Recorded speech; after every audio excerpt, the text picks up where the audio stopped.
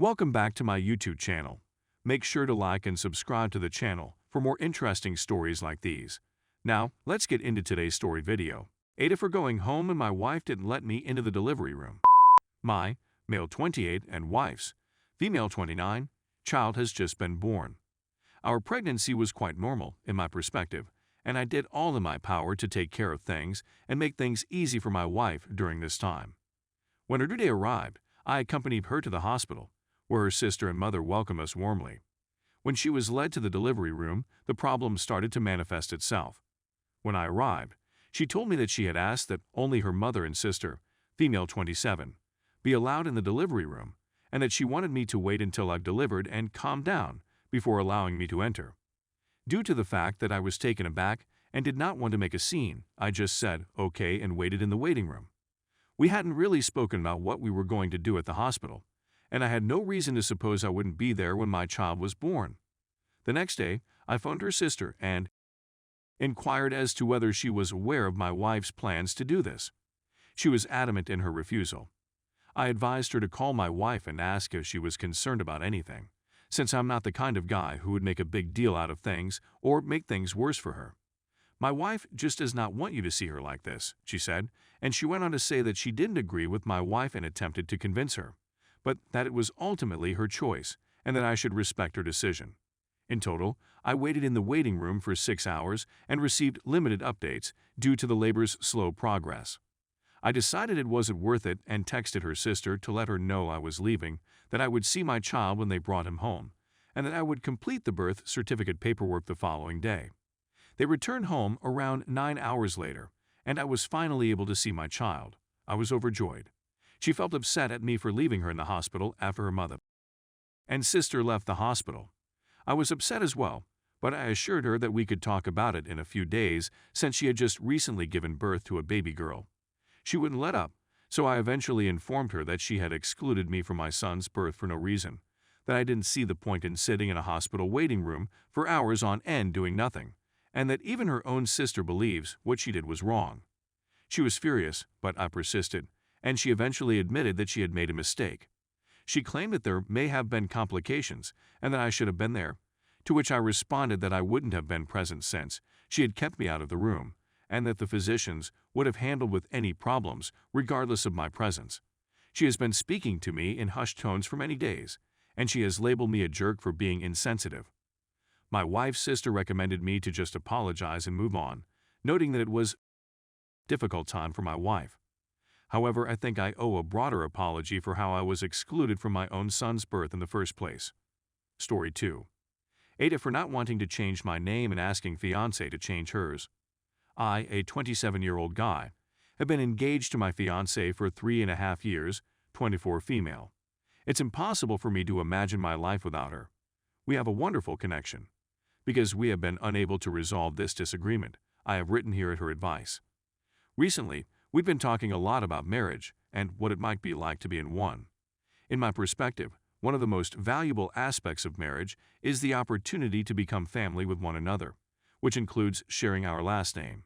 When I think of being linked with her in that way, I get immensely thrilled and delighted, as if we are a true couple who can be seen by the whole world, and I feel like the world is watching us. She, on the other hand, does not want to change her last name. Since it is cumbersome for her, that's okay with me, but I'm the only guy on my mother's side of the family who is allowed to use the family name. My 2 sisters are already married, so it's practically just me and my mother. It's a rather uncommon given name, as opposed to Johnson or Smith. The family name will go extinct if I do not continue to carry it on and pass it on to our children and grandchildren. My fiancé is unconcerned about matching our names and has offered that I change my last name to hers in order for us to be able to match, or that we just keep our respective last names when we are married. Due to the fact that she has a brother, her family name would be carried on anyway. I feel her name should be changed as a result, and she should accept a compromise and change her name. Are you upset with AITA because I refused to change my surname and instead requested that she change hers? AITA, there have been some inquiries about whether or not we should hyphenate our names. I am willing to do so, although she is not. Given the difficulties of changing her last name, she effectively argues that I may either adopt her name or accept that we have distinct last names, which is what I have decided to do. Additionally, several people have said that this is my hill to die on, because else I wouldn't be posting here. Rather, it's just something my fiancé and I are having difficulty figuring out, and we wanted to seek some opinion from others. I'm not going to cannot coerce her to do anything, and that's apparent. It's tough to keep up with all of the comments, but my fiancé and I are both keeping up with what's going on. She seemed to like it, which makes me pleased, but it has raised a lot of additional concerns for me to consider. We spoke about it, and we both agreed that it was acceptable for the kids to use my surname. She hasn't decided yet, but she may want to use my last name socially while preserving her legal name so that she doesn't have to deal with the difficulty of sharing a name while yet benefiting from the shared name. Because of a breach of Rule 3, this entry has been removed. Update: due to the overwhelming response to my initial piece, which well above my expectations, I felt you all deserve an update. It was quite tough for me to read literally hundreds of letters in which I was called a jerk and a jerk. For a little period, I'd even lost my calm. Shout out to the mods for not perma-banning me for my tantrum, even though it would have been fair. My wife and I, on the other hand, went through each and every comment together and had a lengthy discussion about everything. I hadn't considered the patriarchal/historical ramifications of asking a woman to take on a man's name and give up her own until now. It's just not something I had much experience with before. This was happening in the background for my wife and was causing her distress, but she wasn't fully aware of what was going on, much alone how to explain it to me. So it wasn't only the paperwork and inconvenience of changing her name that she was concerned about. She was also concerned about losing up her identity.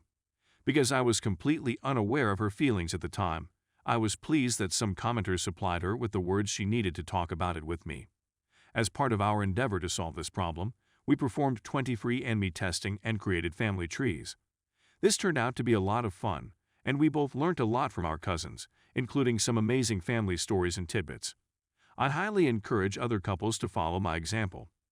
We're both a lot more committed to our personal histories, and so to our surnames, now than we were before. In addition, it was really moving for me to link our trees, which provided me with the sense of romantic connection I was searching for via the names. What was the final outcome of the situation? We were married 2 weeks ago and didn't change our legal names in the process. We're debating whether or not to hyphenate our names in the future. Maybe. We're not feeling any rush to get it done right soon since we're still basking in the glow of our newfound marriage. If we are fortunate enough to have children, their names will be hyphenated, as will ours. For the time being, I'm happy to be married to the love of my life, despite the fact that we don't have matching Mr. and Mrs. titles. I still want to one day, but if we go through with it, the hassle of changing our names will be something we all have to deal with rather than something we all have to deal with separately. First and foremost, this experience has profoundly affected our approach to resolving our conflicts and challenges as a partnership in the future. We go through things methodically, politely, and without assumptions until we're able to comprehend one another, and this has proven to be the most useful component of our journey so far. So, even though I hadn't planned on saying anything, I did. Thank you everyone who called me a jerk a few months ago and called me an a-hole. It's also something my wife enjoys.